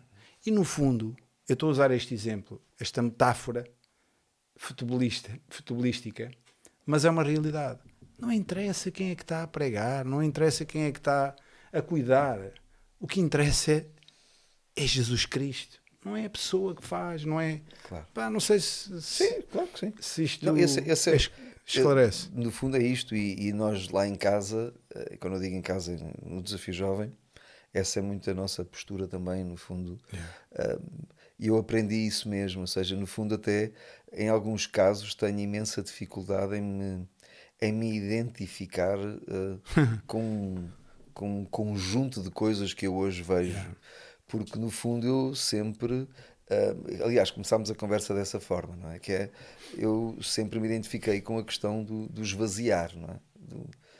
Porque eu acho que, no fundo, o convite ainda continua a ser o mesmo, que é negarmos-nos a nós próprios, não é? Nós mesmos, Levarmos pegar a na nossa cruz cruz. e seguir. Então, a ideia do esvaziar significa que menos de mim, mais dele. Cada vez mais dele e cada vez menos de mim, e todos os dias precisamos de fazer este exercício, porque todos os dias encontramos lá muito de nós. Sem dúvida. Sem dúvida. Sem dúvida. Eu acho que é Ah, isto. e também uma coisa que nós falávamos aqui antes de iniciar a gravação, uma coisa que também tem alguma influência em nós é também a geração que nós, digamos, crescemos e vivemos, não é? Onde não havia estas coisas que hoje existem, os mídia, não é? Por exemplo, eu dou este exemplo. Quando nós tínhamos aquelas Kodaks, não é? Que metias lá o rolo e tinhas que rodar para tirar uma fotografia a seguir. Pá, tu tiravas a foto E era aquela. e tiravas... Se ficava bem, ficava. Yeah. Se ficava mal, ficava. Tu hoje não vês ninguém tirar uma foto à montanha, nem ao monumento. A pessoa tem que aparecer. Tu tiras ao monumento e tiras à montanha e tiras à foca, mas tu tens que estar lá na foto. É. Tens que fazer Tornou-se parte. uma feira de vaidades. Yeah. Pronto, então... É impressionante. Mas Cristo não nos convocou para isso. Exatamente. Pronto, a ideia era de nós desaparecermos. Nós, no fundo, há uma questão que é... Eu creio que Deus nos chamou para representá-lo. E é fundamental termos a noção como é que o estamos a representar. E se na realidade a forma como o estamos a representar, ele se vê representado naquilo que nós fazemos. Mas algumas vezes aquilo que nós vimos não é bem representação, é quase uma substituição. Que há malta que parece que se substitui a Deus, não é? Parece que sabem mais do que aquilo que ele mandou fazer, não é? Quando aquilo que nós, no fundo, somos é cooperadores. Eu sou um cooperador de Deus. Exatamente. Se Deus não for connosco, a gente não faz nada de jeito. Ainda hoje pensava nessa passagem. Jesus disse: sem mim não podes fazer nada. Não fazes nada. Pronto. A gente até faz. Sim, fazemos, mas à nossa maneira. Um monte de disparados e uma série de coisas, mas fazemos. Exatamente. É. Mas sem ele não vale a pena. Mas tem sido... O que é que ias a dizer, mano? Eu ia dizer há bocado aqui ao Tony que era, ou seja, caso a gente tenha algum convidado que possa precisar de ajuda e que veja desculpa, relembro-me outra vez do nome. Café Convívio. Dos Cafés Convívio e que veja aí uma ajuda, como é que ele pode chegar até vocês? Isso é extremamente simples. Nós, todas as sextas-feiras, estamos na rua Febo Muniz, número 17, às 19h30. Aquilo é ali muito perto, ou seja, mal termina, quem vem a descer Almirante Reis, mal termina o Banco de Portugal, virando à direita naquela avenida que sobe para o Hospital da Estefânia, é logo ali à esquerda, número 17. Sextas-feiras, 19h30. É um café normal? É um espaço muito agradável, é um espaço de convívio. No fundo, qualquer pessoa pode lá ir? Qualquer pessoa pode com lá ir. Vícios, sem vícios? Com vícios e sem vícios. Mas qualquer pessoa. Não, e nós temos, neste momento, temos pessoas que os filhos já entraram no programa e que os pais continuam a ir lá. Temos alguns casos em que os filhos entraram no programa e saíram, que nem sequer fizeram o programa, mas eles continuam a ir lá porque acham interessante estarmos ali. É é uma sexta-feira à noite em que algumas vezes chego ali muito cansado porque eu passo o dia inteiro, eu entro às 10 da manhã na cadeia de Lisboa e saio por volta das 5h30, 6 da tarde. Ainda vais lá. E depois a seguir ao café convívio, algumas vezes vamos cansados, mas aquilo é ali um lugar de frescura, de refrescarmos, é um lugar de ânimo, aquele é um lugar de ânimo. E as pessoas que ali chegam encontram realmente ali amparo, um abraço, e não é só um bolo e um cafezinho ou uma sopinha, é também atenção. E nós ali queremos dar atenção às pessoas. E os mais importantes é aqueles que nos visitam. A gente tem essa é a nossa cultura. Eu estou a ouvir falar, e ele ali também, eles. E eu hoje estava a pensar numa coisa que já me aconteceu e vai acontecer de certeza mais vezes, que é, às vezes nós, como cristãos e filhos de Deus que somos, nós às vezes ficamos assim um bocado, como é que eu ia dizer? Não diria perdidos, porque não é essa a palavra, mas ficamos um bocado desenquadrados com aquilo que o Evangelho nos apresenta e a nossa própria vida com Deus. E eu, na minha diria simplicidade de conhecimento, eu digo que o que nos está a faltar como cristãos é experiências de vida com Deus, porque nós temos conhecimento mais do que suficiente, temos Bíblias por todo o lado, mas falta-nos vivências, falta-nos estar com as pessoas, falta-nos pregar às pessoas, falta-nos tocar nas pessoas, porque se nós vermos, eu sou como Cristo, eu sou um seguidor de Cristo, sou um cristão, então se eu sou um cristão, eu tenho que ser à semelhança de Cristo. Onde é que Cristo estava? Estava nas bibliotecas, estava na live do Zoom. Não, Jesus estava com as pessoas. Onde a vida acontece. Onde as coisas acontecem. Onde estão os enfermos, onde estão os leprosos. Eu estou a dizer isto, parece que estou zangado, mas não estou. Eu estou a falar para mim. Porque, se nós nos lembrarmos, Tony, segundo a lei, ainda ontem pensava nisto, segundo a lei, quando Jesus toca na filha de Jairo e quando toca no leproso, tecnicamente Jesus é impuro. De acordo com a lei, ninguém podia tocar num cadáver, ninguém podia tocar num leproso. Mas a loucura do Evangelho é essa. Exatamente. A loucura do Evangelho é que quando Cristo toca no impuro, não é o puro que fica impuro, é o impuro que fica puro. Então, isto é extraordinário, não é? Isto é extraordinário quando nós percebemos que precisamos desta leitura, de ter esta leitura, no fundo. E há bocadinho, com aquilo que estavas a dizer, há uma frase que eu vivi a vida a escutar, que é aquela célebre frase que os cristãos usam muito dentro do seu habitat. Sim, que é: Deus tem um plano para ti. Toda a gente já ouviu isto, não é? Livros. Não é? Muitos Deus tem livros. um plano para ti. Yeah. E a pergunta que se faz é esta: qual é o plano? Alguém sabe qual é o plano? Estas são as questões que algumas vezes nós temos frases que são ditas, que fazem um grande sentido e são verdadeiras, atenção, são verdadeiras. O problema é que eu tenho uma lição com o meu filho, ele hoje, já aos anos que isto foi, que ele fez 30 anos agora em agosto. Então, nasceram umas duas gêmeas, e nós tínhamos decidido, eu e a mãe, irmos à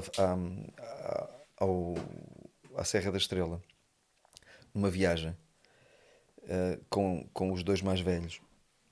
Entretanto, quando ele chegou da escola, eu disse-lhe: olha, temos uma surpresa para ti, Bernardo. Bernardo olhou assim: qual é a surpresa? As surpresas têm um tempo certo para acontecerem, por isso, faz hipótese. O gajo 5 minutos depois voltou-me a bater à porta do escritório: pai, qual é a surpresa? Filho, as surpresas têm um tempo certo para acontecer. Passado 10 minutos: pai, estou a ficar ansioso, diz-me qual é. Bem, ele importunou-me tanto durante o dia, que eu tive que dizer qual era a surpresa. Era irmos à Serra da Estrela. Ficou todo feliz. E Deus, no fundo, falou comigo e disse-me assim: olha, esta é a razão porque os meus filhos não sabem qual é o plano que eu tenho para eles. Porque eles não me procuram, não me buscam, não são tão... Eles não insistem como o teu filho insistiu. E porquê? E dá jeito, enquanto nós não sabemos qual é o plano, estamos fazendo o nosso. Temos o nosso plano. A gente também temos planos, não é? Então, esta coisa daquilo que... das viragens que se viveram, há bocadinho falavas daqueles avivamentos, aquelas viragens. Eu tive uma série de anos numa equipa extraordinária onde aprendi a ser homem, no fundo. Operação Josué. Já ouvi falar. Epá, uma coisa extraordinária. Acho que o Leonídio falou disso. O Leonídio falou, claro, tinha que falar, era impossível não falar. Operação Josué foi uma escola durante tantos anos, começou em 89, fins de 89, 90, e terminou no ano da pandemia, porque terminou aí. Mas foi gente extraordinária. Ali, homens saíram dali, entraram ali que nem um ovo sabiam partir, não sabiam fazer uma cama, não sabiam dizer ai, gente que não, e saíram dali homens capazes, gente madura, gente séria, gente vertical, e vimos coisas extraordinárias, gente que não era capaz. Eu nunca tinha evangelizado na minha vida, e eu fui posto na rua com os folhetos e a falar de Jesus. Falei como eu estava a viver e foi extraordinário. A gente viu coisas acontecer extraordinárias. Curas, mas curas assim... coisas extraordinárias. A gente ficou... Eu fiquei fascinado com aquilo. Ficámos... A gente via... impactado. Gente e estes homens sérios, de forma atrevida, e eles desafiavam Deus de uma maneira, e eu vivia... Eu sou um privilegiado, no fundo eu sou um privilegiado, porque eu vivi na geração de gente que desafiou a Deus e que viveram loucuras, mas loucuras. Eu lembro-me da primeira vez que nós montámos aquela tenda, foi uma aventura. Uma aventura. Nunca nenhum de nós tínhamos montado a tenda. Tivemos um dia inteiro para montar uma tenda. E depois o que é que vamos fazer? Foi extraordinário ver esses desafios e de repente percebermos Deus em cada pormenor, em cada detalhe, em cada situação, Deus a abençoar a nossa vida, Deus a fazer-nos crescer, e as tendas a encherem-se de gente, e as pessoas a pregarem, e algumas vezes a gente ouvia a pessoa a pregar e dizia assim: epá, ele parece que não está a ser muito assertivo, eu acho que ele não está a explicar tudo muito bem. De repente ele fazia o convite e as pessoas corriam para a frente para aceitar Jesus. Ou seja, estas coisas que de repente eu pergunto assim: o que é que aconteceu? Acho que ficámos sofisticados demais. Até porque destes dias a ler aquele livro do C.S. Lewis, a carta do diabo ao seu... Carta do diabo ao seu aprendiz. Ao seu aprendiz. A gente vai perceber que a uma determinada altura ele tem ali uma jogada, que ele está a ensinar o aprendiz como é que ele vai destruir a igreja. E uma delas é dizer: olha, nós temos que arranjar aqui uma estratégia para que a palavra pecado saia do meio. E se nós dermos por isto foi escrito em 1000, não sei o quê, há não sei quantos anos. Está a acontecer hoje. E dá a ideia que a palavra pecado parece que desapareceu da igreja. Porque é ofensiva. E não só essa palavra, há outras. Sim, muitas outras. Muitas a palavra outras. pecado, ela é ofensiva, ela Ofensiva, ofende. E nós não queremos ofender as pessoas. Exatamente. Queremos tratá-las com todo o mimimi. Então, não confrontamos a pessoa com o arrependimento. Não dá para confrontar, a gente não pode confrontar. E tu vê, e há dias eu recebi uma notificação do Facebook, ainda não cheguei a falar isto com eles, uma notificação de algumas publicações que nós colocamos, que o convidado fala sobre milagres e curas, como tu estás a falar, que presenciou, não é? E a suposta rede social diz que nós estamos a dar credibilidade a uma coisa que não pode ser provada e que vamos deixar de ser recomendados. Estás a entender? Ou seja, há uma filtragem Mas isso é da importante, mensagem. isso é importante acontecer. Estás a É ver? sinal que, quando isso acontece, é sinal que estamos na contracorrente da Do cultura mundo. atual. É Yeah, isto. yeah. Porque a grande questão é quando não. Eu cresci a ouvir isto. Eu cresci a perceber Sem quando a dúvida. oposição se coloca, estamos no caminho certo. Yeah. E quando eu cresci a ouvir isto, mas de repente dá a ideia que um outro evangelho se instalou em que isto já não é verdade. Em que parece que as coisas têm que todas correr bem e tens que tudo aquilo que tu metes na cabeça que tem que acontecer, tem que acontecer. Tens E se não acontecer Tens que como tu apresentar planeaste? sucesso. E se não aconteceu como tu planeaste? Como Tal tu e qual. pensaste? Exatamente. E se as coisas, E se fores e se Deus perseguido? tiver, e se Deus tiver outra estratégia? Yeah. E se fores preso? Não é? Era, isto é como aquela coisa, um destes dias estava pá, frustrado, sabes? Frustrado, sabes? Este trabalho frustra muito. Lidares com pessoas, trabalhares com pessoas, é do trabalho mais frustrante que existe. Ao mesmo tempo do mais recompensador. Ou seja, tem estas duas vertentes, não? Tem estes dois polos. E desgastante É à brava. extraordinariamente, fantástico. Pá, quando tu vês alguém a vencer, agora no sábado vamos ter a nossa graduação, o Desafio Jovem, na Assembleia de Deus de Benfica, às 15 horas. Vão graduar as pessoas que fizeram o programa. Epá, é extraordinário. Aqui há uns tempos atrás fizemos, quando fizemos os 40 anos, epá, eu tive o privilégio de ficar à porta a receber as pessoas. Epá, eu passei a noite em lágrimas, por uma razão simples, é lembrar-me daquelas pessoas quando eles entraram no programa. Só que eles agora vinham por uma celebração. E vinham com os filhos, com as esposas, com mais alguns 20 quilos. Epá, e outras pessoas estavam a entrar ali. Yeah. E eu pergunto, que privilégio maior é que existe do que este? É um privilégio muito grande. Mas a gente frustra-se. Eu estava a dizer que estava muito frustrado por um conjunto de coisas que estavam a acontecer. Até porque nestes dias o que a gente precisa, no Desafio Jovem, por exemplo, é gente para trabalhar. Gente para dar trabalho temos imenso. Mas precisamos de gente para trabalhar, gente com coração de Agarrada. servos, gente com coração apaixonado por pessoas e por Jesus, gente que ame, gente que esteja disposta a dar a sua vida para fazer aquele trabalho, para fazer outros crescerem. E estava frustrado.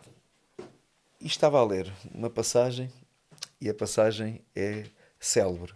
É Pedro, que está a lavar as redes depois da tal noite, sem pescar absolutamente nada. Então a frustração está ali.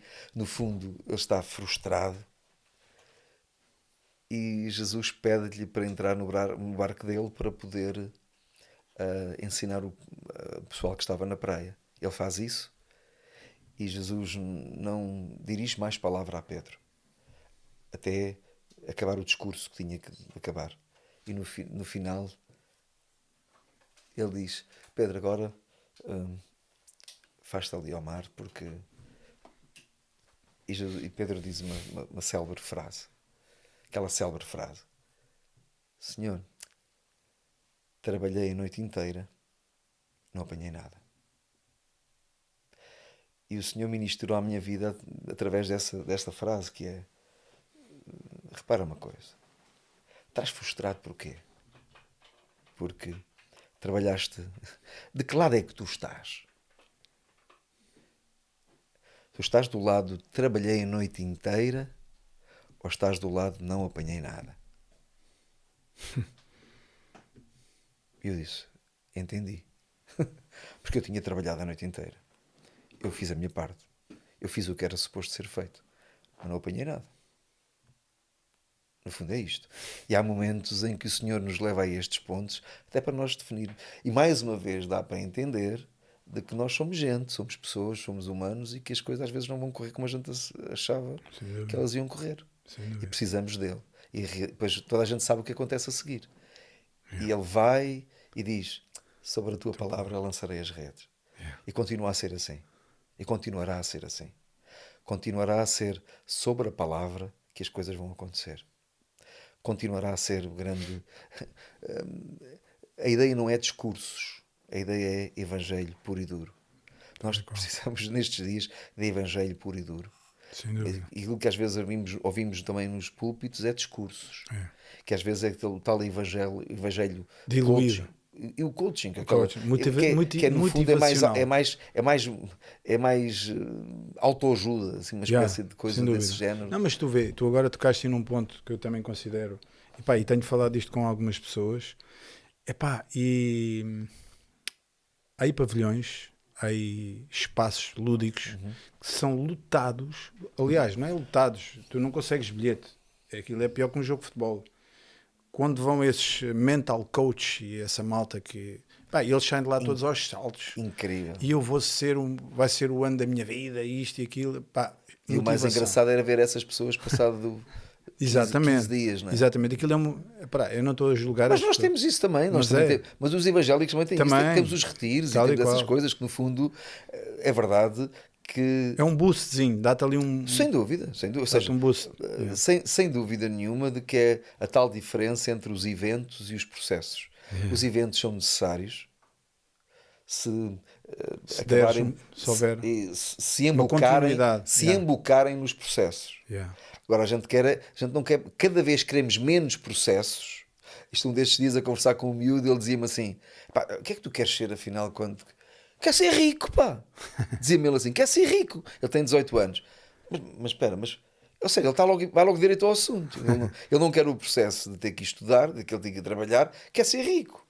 Então, e nós hoje estamos nesta figura, estamos na figura do querermos ser ricos, queremos aliás, e depois desta geração, eu vejo isto até mesmo pelos meu próprio filho, que já falámos muito isto, e ele hoje é alguém que nós estamos a treinar, a trabalhar, a discipular para ele ficar à frente de uma das comunidades. E não imaginas as vezes que ele algumas vezes me apontou o dedo e me disse: tu devias estar mais em casa. Lá atrás, este domingo, vinhamos a conversar, eu vinha mais a mãe e alguém tinha abandonado o programa.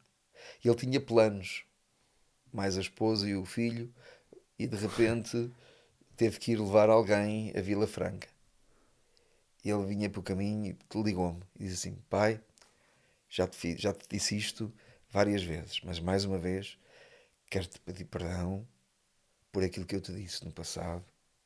Eu não entendia, eu não percebia aquilo que hoje estou a perceber. Ou seja, e às vezes nós precisamos de passar pelos processos para perceber os assuntos, não é? Porque sem passarmos pelos processos as coisas não funcionam.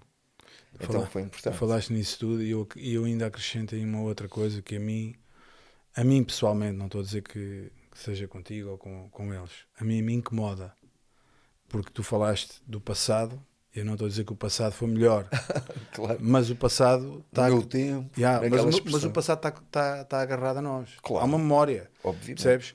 E uma das coisas que a mim me incomoda muito, digamos assim, no panorama da igreja, é que há uma tentativa, não é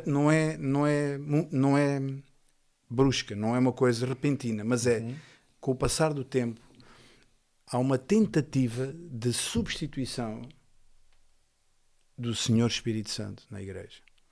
Hoje há uma tentativa de colocar atrações, de colocar engodos para substituir aquilo que nunca pode ser substituído.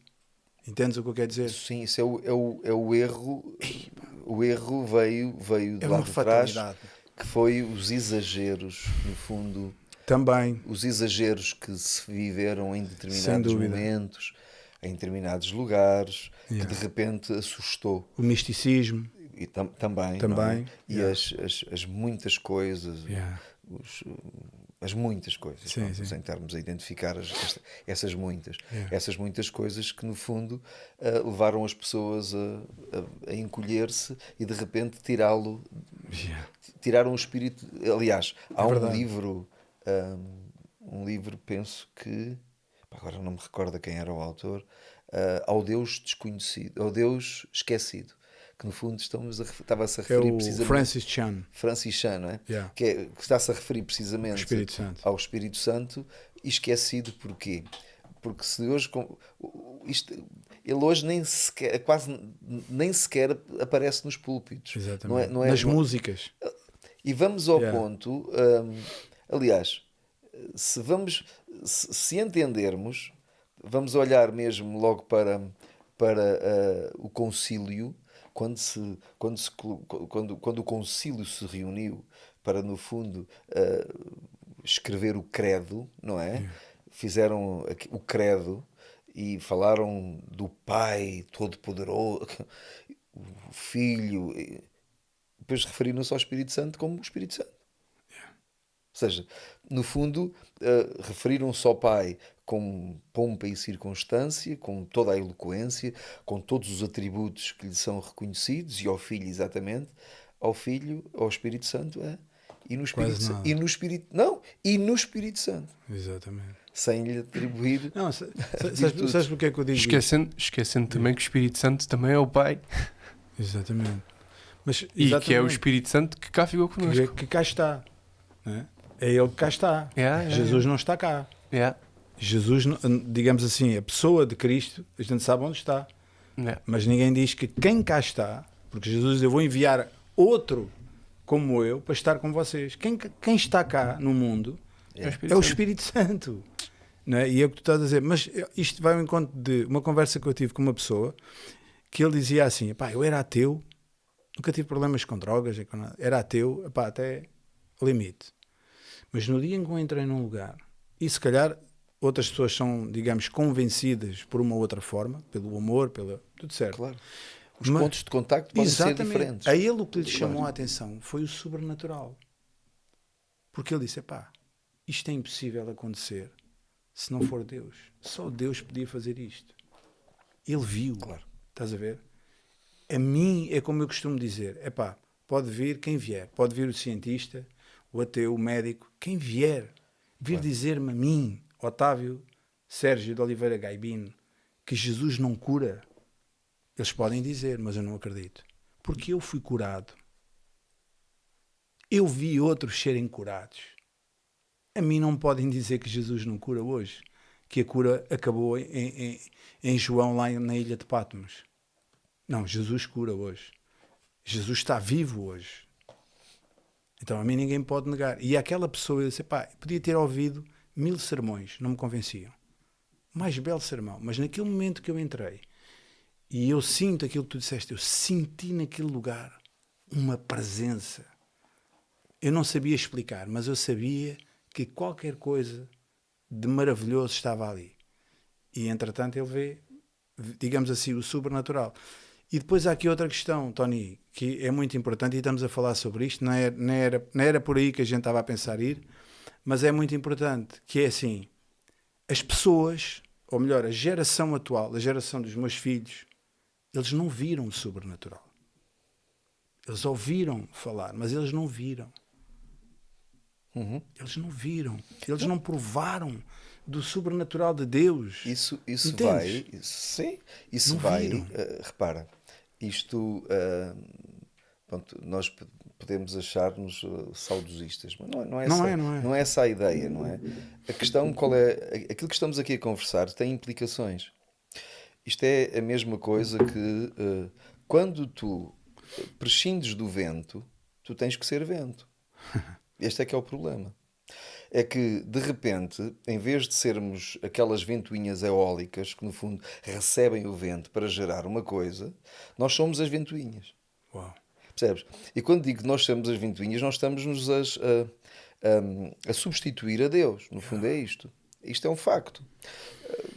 Porque tu olhas olhas para a realidade atual, ou seja, a realidade atual da Igreja no mundo, no fundo, no mundo, é de uma certa... por exemplo, a Igreja não está mais credível hoje do que estava no passado. É um facto, não é? Não está. Porque ela era credível. Há muitos anos atrás, tu seres um pastor ou seres um cristão era sinal de caráter, de fiabilidade. Sinal, pá, aqui... Isto já está aqui a trabalhar. Isto é... Posso confiar neste gajo. Epá, hoje Hoje a coisa não funciona dessa forma. infelizmente. E nós precisamos não é de entrarmos aqui em se concordamos ou não concordamos, isto é a realidade, não é? Mas o mais importante aqui é de alguma maneira, percebermos onde é que nos desviamos, onde é que caímos, onde é que descarrilamos, onde é que descarrilamos, no sem fundo. dúvida, E creio muito que a intervenção do Espírito de Deus, por exemplo, temos que falar desta forma. Quando é que foi a última vez que ouvimos falar no púlpito acerca do temor de Deus, de santidade, de que Ele vai voltar? Sem dúvida. Nunca mais ouviste isso. O que é que isto quer dizer? Isto parece uma coisa que de repente saiu do nosso vocabulário, mas isto é intencional. Isto tem uma intenção. Porque eu conheço-me tão bem, ainda hoje vinha a falar a caminho daqui, vinha a falar com um amigo, alguém que está a viver uma situação muito complexa, e um amigo de há muitos anos, e ele dizia-me, aquilo que me segurou em determinados momentos, que teve por exemplo, teve em Angola durante 2 anos, alguém que é casado, e ele dizia, aquilo que me segurou foi o temor a Deus. E se tu não tens conhecimento disto, se não tens consciência do que é o temor a Deus, o que é que te segura? Aquilo que Deus colocou na igreja para nos segurar, para haver firmeza contra o pecado, foi a santidade e o temor a Deus. Tal e qual. E hoje não se prega sobre isso. Se não se fala sobre isto, é natural que o pecado faça parte deste assunto todo. Aliás, nem do pecado nós falamos. Então, se não falamos do pecado, falamos de quê? No fundo, falamos do quê? O que é que estamos a falar? Estamos a falar de boas ideias, sim. Temos que dizer... Comportamentos. E depois, por vezes, queremos que as pessoas sejam uma coisa que elas jamais conseguiram ser. Porque outra coisa que saiu do vocabulário é o novo nascimento. Eu tenho a perfeita consciência que eu nasci de novo. Eu nasci mesmo de novo. E quando eu digo eu nasci de novo, eu nasci de novo. Eu tinha uma noção de que eu comecei a pensar de uma forma tão diferente. E não foi ninguém que me disse. Na altura eu tinha uma pessoa que estava comigo há muito tempo. Eu estava no programa. E eu fui de fim de semana. Isto não foi falado com o meu conselheiro, não foi falado com ninguém. Eu fui a casa com uma convicção incrível, tremenda, de que eu tinha que acabar a relação com aquela pessoa. Ninguém te disse? Ninguém me disse. E eu acabei a relação e disse, olha, se tu fores a pessoa que Deus tem para mim, a gente há de se encontrar lá na frente. Porque agora eu sei que isto não vai correr bem. Eu sei que não vai correr bem. E eu, das duas uma, ou eu faço o programa em condições, porque eu também me conhecia, sabia que se eu me tivesse envolvido com ela, eu vinha-me embora do programa e eu não queria, porque percebi que aquilo que estava ali a acontecer era tão sério. Era tudo o que eu sempre precisei. Era uma construção. E eu sabia que ia perder as duas coisas. Então eu hoje, a esta distância, digo, eu fui sábio. Porque depois, lá está, depois apareceu a pessoa que hoje é a minha esposa há 33 anos. E não havia outra. Não há hipótese. É uma pessoa extraordinária que acabou por ser uma... É moleira também, no fundo, ela acabou por... É moleira. Ganda termo. No fundo, ela acabou por me trabalhar também muito. Vai-te moldando e eu a ela, tenho a perfeita consciência disso. E eu a ela. Como o ferro que afia o ferro. Sim, os dois. E nós somos capazes de passar 21 dias de férias, os dois juntos, em 4 metros quadrados, que é a nossa... Aturam-se, sem problema. Não é aturar, a gente gosta-se. A gente gosta. É muito bom estar com... Gosto muito de estar. É prazeroso, percebes? Ao fim de 33 anos de casado, ainda ontem falávamos isso, que tenho um prazer enorme em estar contigo. É fixe, não é uma coisa... Não é uma coisa... aquela... Não, eu tenho... Eu tenho prazer. É algo que é prazeroso para ti. Família é uma coisa que é cara, para mim é-me cara, é uma coisa muito cara para mim. Família. Até talvez por causa da minha infância, da forma como as coisas foram conduzidas até uma certa altura. Então, família é para mim muito caro. Tenho essa consciência de que eu sou, na família, sou o polo, para tu teres uma ideia, coisas deste género. Há muitos anos atrás as pessoas não recebiam o vencimento na conta bancária. Era um envelope Com as notas. com as notazinhas. E a minha mãe chegou a ter que guardar esse envelope em casa da vizinha para que eu não lhe tirasse esse dinheiro. Eu tenho 4 irmãos. Aliás, nós somos 4 irmãos, assim é que é. Nenhum dos meus irmãos teve qualquer tipo de problemas com drogas. Eu fui o único. Minha mãe hoje tem 86 anos. Sabes quem é que toma conta das contas da minha mãe? Só pode ser tu. Ou seja, no fundo, isto não é mérito meu. Isto é a obra de Cristo, que ainda não está completa. Hein? Mas é a obra de Cristo em mim, sem dúvida nenhuma. Os meus sobrinhos, no fundo, eu sou aquele que faço as pontes entre a família e fazemos questão de estar juntos. É isto. Penso que família é uma coisa muito cara Muito para sério. mim. Muito cara. É algo muito sério e de essencial nos dias que correm. Olha, Tony, antes de começarmos a gravar, tínhamos falado aí na questão do relógio, mas Tempo depois. ficávamos aqui, mandávamos vir umas bifanas e ficávamos aqui mais uma hora ou duas a conversar, porque Claro. é uma maravilha estar a ouvir-te e conversar contigo. Mas temos que finalizar o nosso episódio contigo. Certamente haverá outras oportunidades. Também não moramos assim tão longe.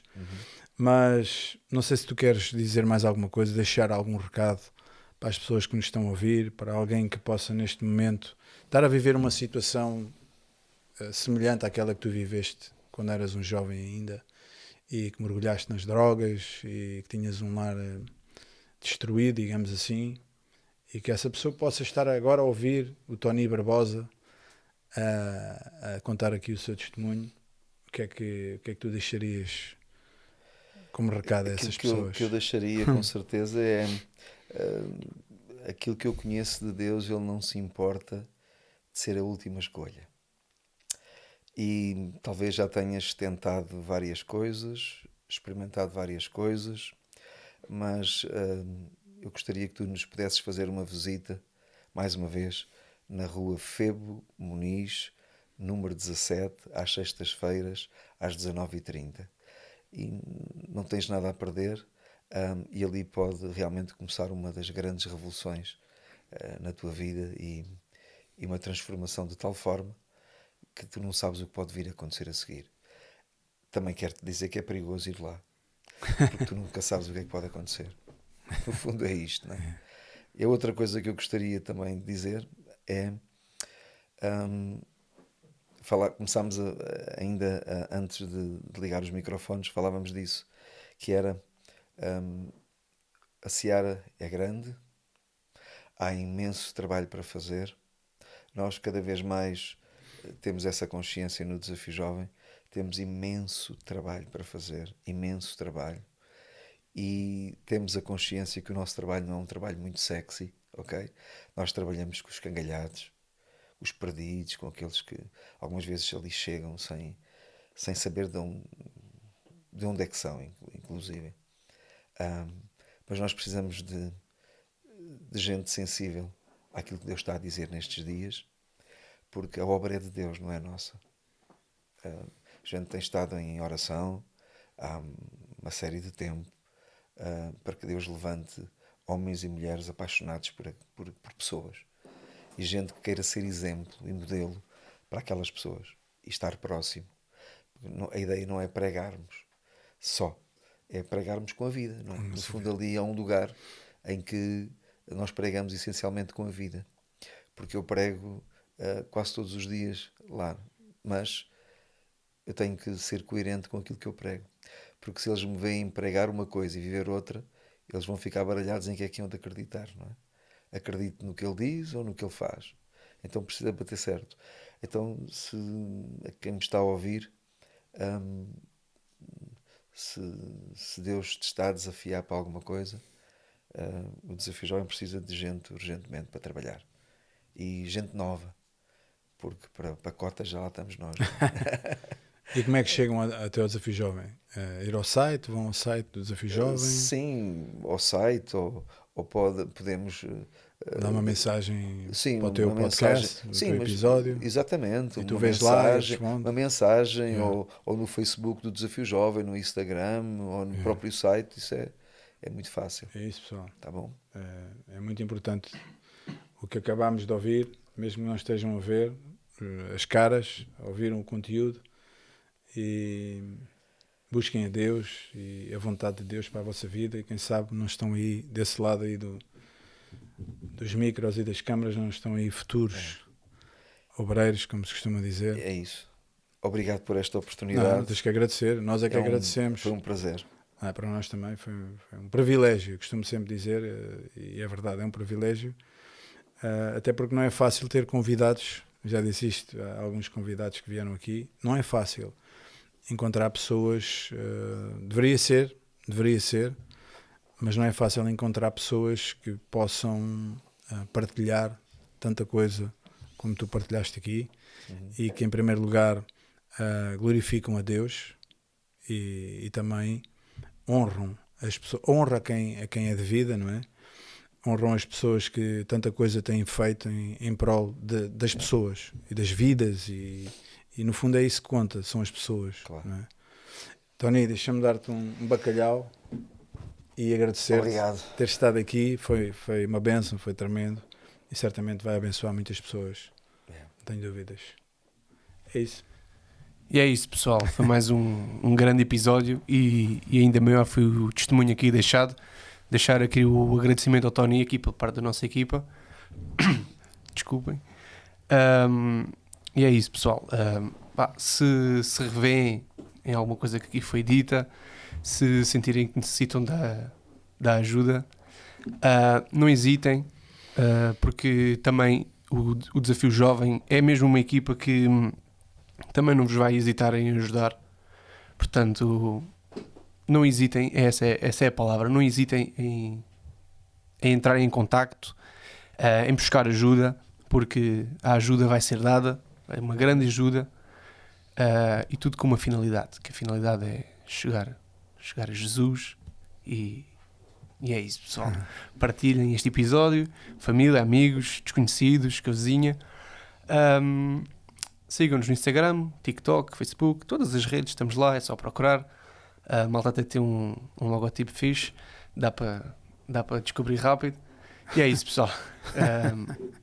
Até ao próximo episódio, e mais uma vez, obrigado por nos assistirem. Obrigado, Tony.